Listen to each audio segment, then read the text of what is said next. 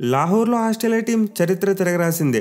ఇంగ్లాండ్తో జరిగిన మ్యాచ్లో 352 పరుగుల భారీ టార్గెట్ను చేస్ చేసి అందరికీ షాక్ ఇచ్చింది. మెయిన్లీ స్టార్ ప్లేయర్స్ ఎవరూ లేకుండా బీ టీమ్గా బరిలో దిగిన ఆస్ట్రేలియా టీం నిజంగా షేక్ ఆడించేసింది భయ్య. అసలు ఏం బ్యాటింగ్, ఏం హిట్టింగ్. జాస్ ఇంగ్లీష్ అయితే ఇంగ్లీష్ బౌలర్ల తొక్కలు చేశాడు. నిజంగా మైండ్ బ్లోయింగ్ బ్యాటింగ్తో ఒక సెన్సేషనల్ సెంచరీ కొట్టాడు. అది కూడా అతను ఇంగ్లాండ్ బౌలర్స్ని డామినేట్ చేసిన విధానం ప్యూర్ హ్యూమిలేషన్ అని చెప్పుకోవచ్చు. సో ఆస్ట్రేలియా టీంలో మెయిన్ ప్లేయర్స్ లేదు, బౌలింగ్ బాగాలేదు, ఏం ఆడతారు అనుకున్నాం. బట్ వాళ్ళైతే చొక్కలు చూపించేశారు. మేము ఏ టీంతో అన్నా బీ టీంతో అన్నా మాలో ఉన్న బ్లడ్ ఒకటే అని చెప్పి మరోసారి ప్రూవ్ చేసుకున్నారు. సో నిజంగా ఈ మ్యాచ్లో ఆస్ట్రేలియా టీం అయితే ఒక ఛాంపియన్ టీంలోనే ఆడింది. ఎక్కడా కూడా తల వంచి ఒత్తిడిలోకి వెళ్ళినట్టు కనిపించలేదు. ఆ చేజింగ్లో టార్గెట్ ఎంత ఉన్నా సరే మేము కొట్టేస్తామన్న ఆత్మవిశ్వాసమే కనిపించింది. అండ్ అనుకున్నట్టు కొట్టేశారు. 352 రన్స్ టార్గెట్, అది కూడా 47.3 ఓవర్స్, అంటే మరో 15 బంతులు మిగిలినగా కొట్టారు. సో నిజంగా ఇది ఒక ఇంక్రెడిబుల్ చేజ్ అని చెప్పుకోవాలి. ఇన్ఫ్యాక్ట్ ఐసీసీ వన్డే టోర్నమెంట్ చరిత్రలో అతిపెద్ద చేజ్ ఇదేనంట. ఇప్పటివరకు ఐసీసీ ఈవెంట్స్లో ఏ టీం కూడా 350+ టార్గెట్ను చేజ్ చేయలేదు. అది వన్డే వరల్డ్ కప్లో అయినా సరే లేదా ఛాంపియన్స్ ట్రోఫీలో అయినా సరే. ఇలాంటి ఇంతకుముందు ఎప్పుడు కూడా జరగలేదు. For the first time Australia team చేసి చూపించింది. సో నిజంగా ఈ మ్యాచ్లో ఆస్ట్రేలియా టీం బ్యాటింగ్ అయితే ఓవర్ ద మూన్. మీలా మిడిల్ ఓవర్స్లో వాళ్ళు ఆడిన విధానం, ఎస్పెషల్లీ క్యారీ మరి ఇంగ్లీష్ మధ్య ఒక పార్ట్నర్షిప్ వచ్చింది. అదే మ్యాచ్ టర్నింగ్ పార్ట్నర్షిప్. సో ఈ మ్యాచ్లో అయితే ఆస్ట్రేలియా టీం టాస్ గెలిచి ముందుగా ఫీల్డింగ్ తీసుకున్నారు. అండ్ ఫీల్డింగ్ తీసుకోవడం వాళ్ళకి బాగా కలిసి వచ్చింది. ఎందుకంటే మ్యాచ్ సెకండ్ హాఫ్లో 30th ఓవర్ తర్వాత డ్యూ పట్టడం స్టార్ట్ అయింది. దీంతో లాస్ట్ 20 ఓవర్స్లో ఆస్ట్రేలియా బ్యాట్స్మెన్కు బాల్ అనేది ఈజీగా బ్యాట్ మీదకి వచ్చింది. బట్ ఎనివే ఈ మ్యాచ్ అయితే ఒక ఇంట్రెస్టింగ్ ఇన్సిడెంట్తో స్టార్ట్ అయింది. అదేంటంటే రెండు దేశాల నేషనల్ యాంథమ్స్ ప్లే చేసినప్పుడు మన ఇండియా జాతీయ గీతం వినబడింది. సో ముందు ఇంగ్లాండ్ వాళ్ళ నేషనల్ యాంథమ్ ప్లే చేసేసారు. బట్ ఆ తర్వాత ఆస్ట్రేలియా నేషనల్ యాంథమ్ ప్లే అవ్వకుండా మన ఇండియా నేషనల్ యాంథమ్ ప్లే అయింది. సో దీనిపై మనం సోషల్ మీడియాలో చాలా ఫన్నీ రియాక్షన్స్ చూసాం. అండ్ ఆల్సో దీనికి సంబంధించిన వీడియోని మన ట్విట్టర్ పేజ్లో కూడా పోస్ట్ చేశాము. సో ఈ మ్యాచ్ అయితే ఒక ఫన్నీ అండ్ అన్ఎక్స్పెక్టెడ్ థింగ్తో స్టార్ట్ అయింది. ఇక రెండు టీంల యొక్క లైనప్స్ చూసుకుంటే ఇంగ్లాండ్ టీం కంప్లీట్లీ బ్యాటింగ్ స్ట్రెంత్తో బరిలో దిగారు. వాళ్ళు ఒక పేస్ బౌలింగ్ ఆల్రౌండర్ని డ్రాప్ చేసి జేమీ స్మిత్ లాంటి యంగ్స్టర్ని టీంలోకి తీసుకున్నారు. అండ్ ఆల్సో ఆస్ట్రేలియా టీం చూసుకున్న గ్లెన్ మ్యాక్స్వెల్ను 5వ బౌలింగ్ ఆప్షన్గా పిక్ చేసుకున్నారు. విచ్ మీన్స్ రెండు టీంలలో కూడా ఎక్కువ మంది ఆల్రౌండర్స్ కనిపించలేదు. మెయిన్గా ఆస్ట్రేలియా టీం ఆరన్ హార్డీ లాంటి ఒక ఆల్రౌండర్ని పక్కన పెట్టింది. బట్ ఎనివే టాస్ గెలిచి ముందుగా ఫీల్డింగ్ తీసుకున్న ఆస్ట్రేలియా టీంకి అయితే చాలా మంచి స్టార్ట్ వచ్చింది. వాళ్ళు ఇనీషియల్గా సెకండ్ ఓవర్లోనే ఫిల్ సాల్ట్ వికెట్ని తీసుకున్నారు. అండ్ ఆల్సో తర్వాత జేమీ స్మిత్ కూడా కేవలం 15 పరుగులు చేసి అవుట్ అయిపోయాడు. సో పవర్ ప్లేలో అయితే బెన్ వార్సిస్ ఆస్ట్రేలియా టీంకి 2 వికెట్లు తీసిపెట్టి మంచి స్టార్ట్ ఇచ్చాడు. బట్ ఆ రన్ రేట్ మాత్రం కంట్రోల్ చేయలేకపోయారు. ఒక ఎండ్లో బెన్ డెకెట్ తన బ్యాట్ జులిపించడంతో వాళ్ళకి పవర్ ప్లేలో 73 పరుగులు వచ్చాయి. ఈవెన్ తర్వాత చూసుకున్న స్కోరింగ్ రేట్ మంచిగానే సాగింది. ఎస్పెషల్లీ జో రూట్ మరియు బెన్ డెకెట్ వీళ్ళిద్దరి మధ్య ఒక అతిపెద్ద పార్ట్నర్షిప్ చూసాం. 3వ వికెట్ ఏకంగా 158 పరుగుల పార్ట్నర్షిప్ యాడ్ చేశారు. సో జో రూట్ అయితే ఒక మంచి యాంకర్ కైండ్ ఆఫ్ ఇన్నింగ్స్ ఆడాడు. 78 బంతులు 68 పరుగులు చేశాడు. కానీ బెన్ డెకెట్ చూసుకుంటే మాత్రం తన న్యాచురల్ స్టైల్కి తగ్గట్టుగానే క్విక్గా రన్స్ రాబట్టాడు. సో ఈ పార్ట్నర్షిప్ వల్ల అయితే ఇంగ్లాండ్ టీంకి చాలా మంచి ప్లాట్ఫామ్ సెట్ అయింది. ఇన్ఫాక్ట్ 30 ఓవర్స్ ముగిసేసరికి ఆ టీం 2 వికెట్లు మాత్రమే కోల్పోయి 200 మార్కును అందుకున్నారు. దీంతో ఈజీగా ఒక 370 లేదా 380 రన్స్ వరకు వస్తాయేమో అనుకున్నాం. బట్ ఆ తర్వాత నెక్స్ట్ 20 ఓవర్స్లో చూసుకుంటే మాత్రం ఇంగ్లాండ్ బ్యాటింగ్ తడబడిందని చెప్పుకోవచ్చు. ఎస్పెషల్లీ ఒక ఎండ్లో బెన్ డెకెట్ బీభత్సమైన బ్యాటింగ్ చేశాడు. ఓవరాల్గా 143 బంతుల్లో 165 పరుగులు చేశాడు. అండ్ ఇదైతే ఛాంపియన్స్ ట్రోఫీ హిస్టరీలో ది హైయెస్ట్ ఇండివిజువల్ స్కోర్. ఇప్పటివరకు ఏ బ్యాట్స్మెన్ కూడా ఛాంపియన్స్ ట్రోఫీలో 150+ స్కోర్ కొట్టలేదు. But the first time Ben decade ఇది సాధించాడు. సో సెంచరీ తర్వాత కూడా బెన్ డెకెట్ తన వికెట్కు చాలా వాల్యూ ఇచ్చుకున్నాడు. తను కనుక అవుట్ అయితే ఎక్కడైతే కొలాప్స్ జరిగిపోతుందేమో అని చెప్పి మంచి కంట్రోల్డ్గా బ్యాటింగ్ చేశాడు.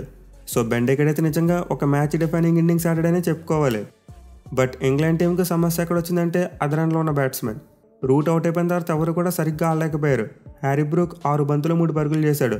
అండ్ జాస్ బట్లర్ 21 బంతులు 23 పరుగులు. అలాగే తర్వాత లివింగ్స్టన్ చూసుకుంటే మరీ దారుణం, 17 బంతులు 14 పరుగులు. సో ఈ ముగ్గురు మెయిన్ బ్యాట్స్మెన్ ఫెయిల్ అవడం వల్ల ఇంగ్లాండ్ స్కోర్ బోర్డు పరుగులు పెట్టలేదు. ఆ 200 వరకు ఎలాంటి స్కోరింగ్ రేట్తో వచ్చారో అదే కంటిన్యూ అయింది. మేలీ చివరిలో లివింగ్స్టన్ చాలా నిరాశపరిచాడు, తన బ్యాట్ను జులిపించలేకపోయాడు. So towards and Australia bowlers అయితే చాలా మంచి కంబ్యాక్ ఇచ్చారు. కానీ ఇంగ్లాండ్ టీం స్కోర్ 350 దాటదనుకున్న టైంలో జాఫ్ రాచర్ వచ్చి ఒక మంచి క్యామ్ ఇన్నింగ్స్ ఆడి ఆ టీంను గట్టెక్కించాడు. 10 బంతుల్లో 21 పరుగులు చేశాడు. సో ఈ క్యామ్ ఇన్నింగ్స్ కారణంగా అయితే ఇంగ్లాండ్ టీం స్కోర్ 351 వరకు వెళ్ళింది. అండ్ ఛాంపియన్స్ ట్రోఫీ చరిత్రలో చూసుకుంటే ఇదే ఒక టీం కూడా highest total. So England team అయితే అలాగలాగా 350 మార్క్ అందుకని ఒక రికార్డ్ బ్రేకింగ్ స్కోర్ అయితే కొట్టారు. బట్ టు బీ ఫ్రాంక్ వాళ్ళైతే ఒక 30 రన్స్ షార్టే కొట్టారని చెప్పుకోవచ్చు.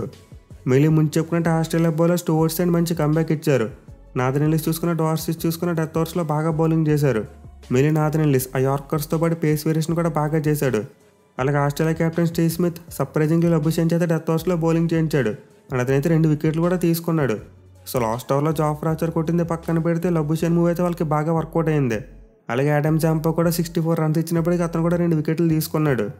సో అనుకున్నట్టు ఆస్ట్రేలియా బౌలింగ్ అయితే మరీ అంత గొప్పగా లేదు.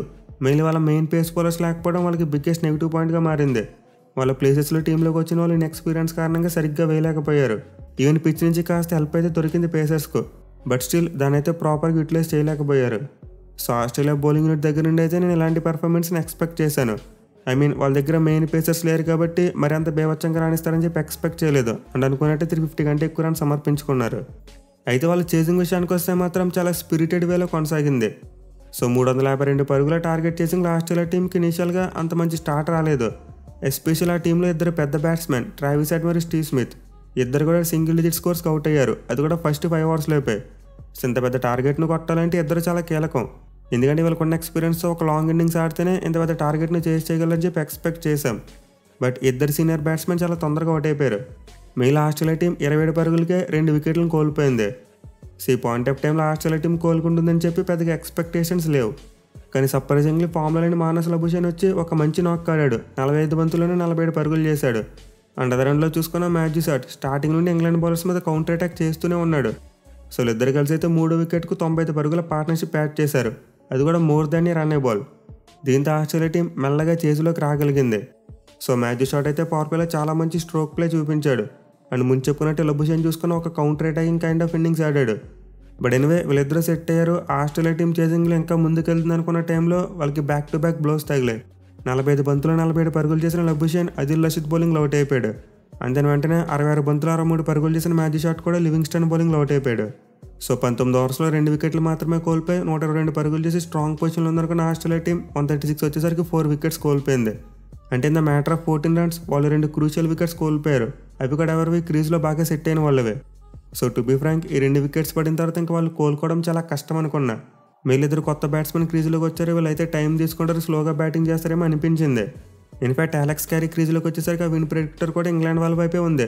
ఆల్మోస్ట్ 90% ఇంగ్లాండ్ టీమే మ్యాచ్ గెలుస్తుంది అన్నట్టు చూపించింది. బట్ ఎనివే ఇద్దరు wicket keepers Josh Inglis and Alex Carey అసాధ్యాన్ని సుసాధ్యం చేశారు. ఒక మైండ్ బ్లోయింగ్ పార్ట్నర్షిప్.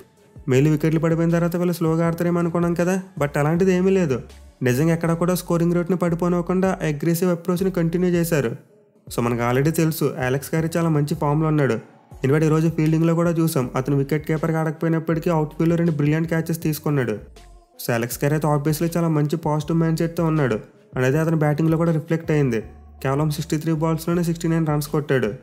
మళ్ళీ జాస్ ఇంగ్లీష్తో కలిసి 5 వికెట్కి ఒక అతిపెద్ద పార్ట్నర్షిప్ 146 పరుగులు యాడ్ చేశాడు, అది కూడా in the matter of 19.2 overs. అంటే వీళ్ళిద్దరూ బ్యాటింగ్ చేస్తున్నప్పుడు ఓవర్కి 7 కంటే ఎక్కువ రన్ రేట్ను రాబట్టారు. సో ఈ పార్ట్నర్షిప్ ఏదైతే ఉందో విన్ ప్రెడిక్టర్ను మొత్తం తిప్పేసిందే. మళ్ళీ వీడియో స్టార్టింగ్లో చెప్పుకున్నాం 30 ఓవర్స్ తర్వాత డ్యూ ఫ్యాక్టర్ వచ్చిందని చెప్పి, అండ్ అది కూడా ఆస్ట్రేలియా బ్యాట్స్మెన్కు చాలా ప్లస్ అయింది. సో వీళ్ళిద్దరైతే టైమ్లీ బౌండరీస్ కొట్టారు, అలాగే స్ట్రైక్ని కూడా బాగా రొటేట్ చేశారు. కానీ 50 తర్వాత 2 ఓవర్స్ అని చూసుకుంటే మాత్రం జాస్ ఇంగ్లీష్ రెచ్చిపోయి బ్యాటింగ్ చేశాడు. అసలు ఇంగ్లాండ్ బౌలర్స్కి ఎక్కడా ఛాన్స్ అవ్వకుండా కొన్ని మైండ్ బ్లోయింగ్ షాట్స్ ఆడాడు. మెయిన్లో రివర్స్ స్కూప్ షాట్లు చూసాం. ఒకవైపు మార్క్ వుడ్ మరియు జాఫ్రా ఆర్చర్ ఇద్దరు బేభత్సమైన పేస్ వేస్తున్నారు, కానీ దాన్ని ఏమీ లెక్క చేయకుండా చాలా ఈజీగా రివర్స్ స్కూపులు కొట్టాడు. అండ్ ఆల్సో అతను పుల్ షాట్స్ ఆడిన విధానం నిజంగా మైండ్ బ్లోయింగ్. చాలా ఫాస్ట్గా లెంత్ని పికప్ చేసి ఈజీగా షాట్లు అన్నట్టు అనిపించేది. సో జాస్ ఇంగ్లీష్ దగ్గర అయితే మంచి క్విక్ హ్యాండ్స్ ఉన్నాయి. దీనివల్ల ఇంగ్లాండ్ ఫాస్ట్ బౌలర్స్ ఎంత ఫాస్ట్గా బౌలింగ్ చేసినా సరే అతను టైం చేయగలిగేవాడు. సో జాస్ ఇంగ్లీష్ అయితే ఒక 6తో తన సెంచరీని కంప్లీట్ చేశాడు, అది కూడా కేవలం 77 బంతుల్లో. సో ఛాంపియన్స్ ట్రోఫీలో ఇది జాయింట్ ఫాస్టెస్ట్ సెంచరీ. ప్రీవియస్గా రికార్డ్ మన సేవాగ్ పేరు మీద ఉండేది. అతను కూడా ఇంగ్లాండ్ మీద 77 బంతుల్లో సెంచరీ కొట్టాడు 2022లో. సో ఆల్మోస్ట్ 23 ఏళ్ల తర్వాత జాస్ ఇంగ్లీష్ ఈ రికార్డ్ని ఈక్వల్ చేశాడు. అండ్ ఆల్సో సెంచరీ ద్వారా తన ఆస్ట్రేలియా టీం తరపున 3 ఫార్మాట్స్లో సెంచరీ కొట్టిన 4వ బ్యాట్స్మెన్గా కూడా రికార్డును క్రియేట్ చేశాడు. సో నిజానికి జాస్ ఇంగ్లీష్కి వన్డే ఫార్మాట్లో అంత మంచి రికార్డ్ లేదు. అతను ప్రీవియస్గా T20 ఫార్మాట్లోనే ఎక్కువ ప్రూవ్ చేసుకున్నాడు అండ్ ఈ మధ్యన టెస్ట్ ఫార్మాట్లో కూడా రాణిస్తున్నాడు. సో వాటిని బేస్ చేసుకుని జాస్ ఇంగ్లీష్కి వన్డే ఫార్మాట్లో ఛాన్స్ ఇచ్చారు అండ్ అతనైతే అవకాశాన్ని మ్యాచ్లో మామూలుగా ఉపయోగించుకోలేదు. ఒక మైండ్ బ్లోయింగ్ సెంచరీ కొట్టి ఆస్ట్రేలియా టీంకు రికార్డ్ బ్రేకింగ్ విక్టరీ అందించాడు. సో జాస్ ఇంగ్లీష్ అయితే కేవలం 86 బంతుల్లోనే 120 పరుగులు సాధించాడు అండ్ అతని ఇన్నింగ్స్లో 8 4లతో పాటు 6 సిక్సర్లు ఉన్నాయి. ఇక అతనికి కూడా అలెక్స్ క్యారీ 63 బంతులు 69 పరుగులు చేయగా చివరిలో గ్లెన్ మ్యాక్స్వెల్ కూడా తన బ్యాట్ను జులిపించాడు. కేవలం 15 బంతుల్లోనే 32 పరుగులు చేశాడు. సో ఈ మ్యాచ్లో ఆస్ట్రేలియా మిడిల్ ఆర్డర్లో నెంబర్ 4 దగ్గర నుండి నెంబర్ 7 ఈ 4 బ్యాట్స్మెన్ కూడా బీభత్సమైన బ్యాటింగ్ చేశారు. ఎస్పెషల్లీ చివరిలో మ్యాక్స్వెల్ వచ్చి ఒక మంచి పుష్ ఇచ్చాడు. దీనివల్ల మ్యాచ్ చాలా ఫాస్ట్గా అయిపోయింది. ఇన్ఫాక్ట్ మ్యాక్స్వెల్ మరి ఇంగ్లీష్ కలిసి 6వ వికెట్కు 7 ఓవర్స్లోనే 74 పరుగులు పార్ట్నర్షిప్ యాడ్ చేశారు. సో ఆస్ట్రేలియా టీం అయితే చాలా క్విక్గా మరో 15 బంతులు మిగిలి ఉండగానే మ్యాచ్ని గెలిచేశారు. అయితే ఇంగ్లాండ్ బౌలింగ్ విషయానికి వస్తే మాత్రం స్టార్టింగ్లో మార్క్వుడ్ మరియు జాఫ్రా ఆర్చర్ ఇద్దరు కూడా చాలా మంచి ఫైర్తో బౌలింగ్ చేశారు. ఎస్పెషల్లీ మార్క్వుడ్ చాలా ఈజీగా 150+ స్పీడ్ వేశాడు. ఇన్ఫాక్ట్ ఒక ఓవర్లో అనుకుంటా మొత్తం 6 బాల్లో కూడా 150+ స్పీడ్ వేశాడు. అండ్ జాఫ్రా ఆర్చర్ చూసుకుని ఇనిషియల్గా మంచి బౌలింగే చేశాడు. కానీ టువర్డ్స్ ఎండ్ చూసుకుంటే మాత్రం వీళ్ళిద్దరూ చాలా రన్స్ లీక్ చేశారు. అండ్ బ్రైడెన్ కార్స్ చూసుకుంటే స్టార్టింగ్ నుండి రన్స్ ఇస్తూనే ఉన్నాడు. ఇంగ్లాండ్ బౌలింగ్లో అదిల్ రషీద్ మాత్రమే గో-టు బౌలర్గా కనిపించాడు. 10 ఓవర్స్లో 47 రన్స్ మాత్రమే ఇచ్చి 1 వికెట్ తీసుకున్నాడు. కానీ మిగతా బౌలర్స్ అందరూ కూడా 6.5 కంటే ఎక్కువ ఎకానమీతో బౌలింగ్ చేశారు. అండ్ ఆల్సో జాఫ్రా ఆర్చర్ క్రూషియల్ టైంలో ఒక క్యాచ్ కూడా వదిలేశాడు. ఐ థింక్ 38 ఓవర్లో అనుకుంటే అలెక్స్ క్యారీ క్యాచ్ వదిలేశాడు. సో ఆ క్యాచ్ కనుక పట్టుంటే మేబీ ఆస్ట్రేలియా టీం మీద కాస్త ప్రెజర్ పడి ఉండేది. సో మనం స్క్వాడ్స్ గురించి మాట్లాడుకున్నప్పుడే చెప్పుకున్నాం ఇంగ్లాండ్ టీం దగ్గర రన్స్ కంటైన్ చేయగలిగే బౌలర్ లేడని చెప్పి. అండ్ ఎగ్జాక్ట్లీ అదే జరిగింది. వాళ్ళ దగ్గర ఉన్న బౌలర్స్ పొలోమని స్పీడ్ వేస్తున్నారు కానీ రన్స్ని మాత్రం ఆపలేకపోతున్నారు. బట్ ఎనివే మనమైతే క్రెడిట్ ఆస్ట్రేలియా బ్యాట్స్మెన్కి ఇవ్వాలి. నిజంగా ఇంక్రెడిబుల్ బ్యాటింగ్ చేశారు. వాళ్ళు ఆడిన షాట్స్కి మరియు చూపించిన టెంపర్మెంట్కి ఎలాంటి బౌలింగ్ అయినా సరే తడబడాల్సిందే. సో ఆస్ట్రేలియా టీం అయితే ఇంగ్లాండ్కి ఎగెనెస్ట్గా వన్డే ఫార్మేట్లో అతిపెద్ద టార్గెట్ని చేశారు. అండ్ ఓవరాల్గా వాళ్ళకి చూసుకుంటే ఇది వన్డే ఫార్మేట్లో సెకండ్ హైయెస్ట్ సక్సెస్ఫుల్ చేస్. అలాగే పాకిస్తాన్ సాల్ మ్యాచ్ చూసుకుని అన్ని టీంలకు కలిపి ఇది సెకండ్ హైయెస్ట్ సక్సెస్ఫుల్ చేస్. సో ఆస్ట్రేలియా టీం అయితే ఒక ఇంక్రెడిబుల్ బ్యాటింగ్ ఎఫర్ట్తో ఛాంపియన్స్ ట్రోఫీని ఇప్పుడు పీక్లో పెట్టింది. అంటే ఫస్ట్ 3 మ్యాచ్లో చూసుకుంటే చప్పగా సాగాయి, కానీ మ్యాచ్ మాత్రం ఫుల్ ఫైర్లో సాగింది. 2 టీంలు మంచి పోటాపోటీగా పోటీ పడ్డాయి. సో ఇప్పుడు ఈ మ్యాచ్ ద్వారా అయితే ఛాంపియన్స్ ట్రోఫీకి ఒక మంచి ఊపు వచ్చింది. అండ్ దీనికి తగ్గట్టే నెక్స్ట్ ఇండియా మరియు పాకిస్తాన్ మ్యాచ్ కూడా ఇలానే జరిగితే ఇంకా వేరే లెవెల్కి వెళ్ళిపోతుంది ఛాంపియన్స్ ట్రోఫీ. అయితే చూడాలి మరి ఆస్ట్రేలియా టీం ఇదే ఫామ్ని మిగతా 2 టీంల మీద కూడా కంటిన్యూ చేసి సెమీఫైనల్కి వస్తుందా లేదా అనేది.